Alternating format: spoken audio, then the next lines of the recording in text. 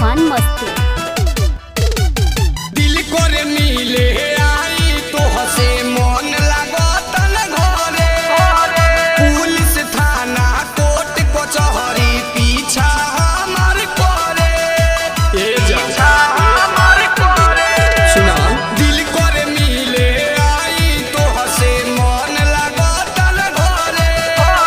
Court कचहरी police थाना पीछा हमार करे लेबल लागल बाटे होते अपराधी के जब से सुन ले बानी जान तारा शादी के हमर दिन चलता बे बर्बादी के जब से सुन ले बानी जान तारा शादी के अरे ऊपर पर जाई करे अनूप अकेला सुन ले बानी जान तारा शादी के हमर चलता बर्बादी के जिनके बाद तूफान मस्ती।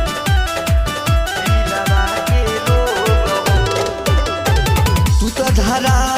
दी हलुए जान दिलवा के रोग हो पागल कहेला गौआ जवारवा घरवा के लोग हो सुन ना तू तो धरा दी हलुए जान दिलवा के रोग हो पागल कहेला गौआ जवारवा घरवा के लोग हो फिर में पड़ गइल बानी वर्दी खाकी के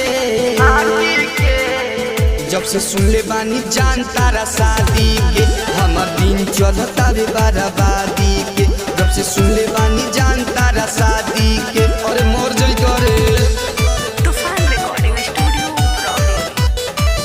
जब से सुन ले बानी जान तारा शादी के हमर दिन चलता बर्बादी के तोहरे कहाला पसुन ये जान मरनी बीजेस के तू ही आज छोड़ तारू फेरा में डाल के केस के अरे मोर जानकारी सुना तोहरे कहाला पसुन ये जान मरनी सुनील के तू ही आज तू रह तारू शीशा जैसन दिल के करेला राजी पारू अनुप संगे शादी के